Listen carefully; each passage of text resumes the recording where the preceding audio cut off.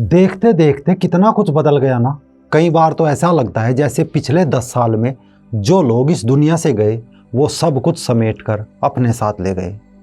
कुछ समय पहले तक लोग जब मकान बनाते थे तो उसमें एक कमरा ये सोचकर बनाते थे कि ये कमरा तो मेहमानों के लिए है।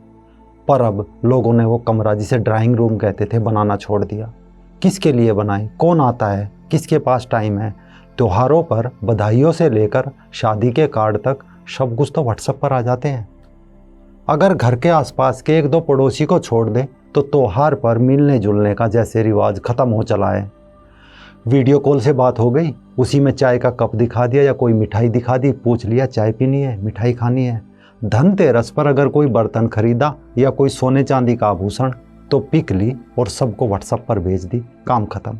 किसी का कोई उलाहना नहीं रहा। मेट्रो शहरों में मेहमान आए भी तो कहाँ आए। दिन भर घर के बाहर ताला लटका होता है, शाम को कुछ देर दरवाजे खुलते हैं फिर अंदर से लॉक हो जाते हैं। दरअसल अब घर घर नहीं रहे, ऑफिस वर्क स्टेशन की तरह एक स्लीप स्टेशन हो गई। हर दिन का आराम करने का एक बेस स्टेशन। आराम करिए, फ्रेश हो जाइए। घर अब सिर्फ कुछ घंटों का है। खाना बनाना है बना लीजिए, वरना जोमेटो, स्विगी, फूड पांडा पर ऑर्डर कर दीजिए। कचरा डस्टबिन में डालिए, सो जाइए। ना पड़ोसी से कटोरी में चीनी मांगनी, ना दूध, ना कोई कुछ लेने आता और ना कोई कुछ देने। यकीन मानिए, घर का अब समाज से कोई संपर्क नहीं रहा। घर और समाज के बीच शायद तार टूट चुके हैं। हमें स्वीकार करना होगा कि अब ये बचपन वाले घर नहीं रहे। अब घर और समाज के बीच एक बहुत बड़ा फासला हो गया है।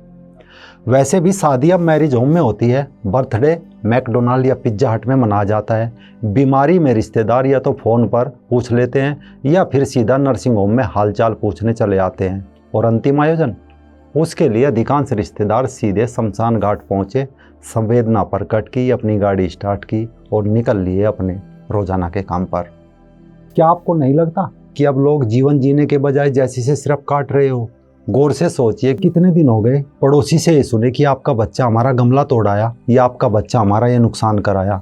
कितने दिन हो गए दादा दादी से कोई कहानी सुने। कितने दिन हो गए माँ की गोद में सर रखकर लेटे हुए। कितने दिन हो गए रात में खुला आसमान देखे हुए।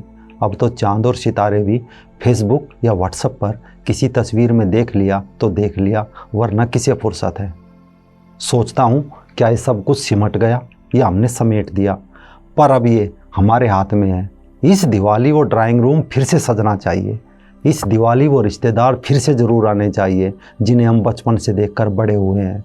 इस दिवाली घर के दरवाजे खोलकर मिट्टी के वो दिए ज़रूर जलने चाहिए। इस प्रदूषण का ज्ञान देने वाले लोगों को दूर से नमस्ते करके हैप्पी दिवाली बोल देनी चाहिए। इस दिवाली सारा परिवार एक जगह बैठकर हवन जरूर करना चाहिए। इस दिवाली पटाखों की दुकान पर छापा मारने वालों से ज़रूर पूछना चाहिए कि ईस्टर पर कितने पक्षियों की जान बचाई या बकरीद पर कितने छुरे बरामद किए। इस दिवाली कुछ ऐसा हो ताकि अगली दिवाली पर महीनों पहले ये खुशी ताज़ा हो जाए और हम गर्व से कह सके दीपावली की हार्दिक शुभकामनाएं। आप सभी को रंग दे बसंती चैनल की पूरी टीम की ओर से हार्दिक शुभकामनाएं। बल्बों की जगह दिए जलाएंगे। अब तो हम ऐसे ही दिवाली मनाएंगे, दिए ही नहीं दिल भी जलाएंगे।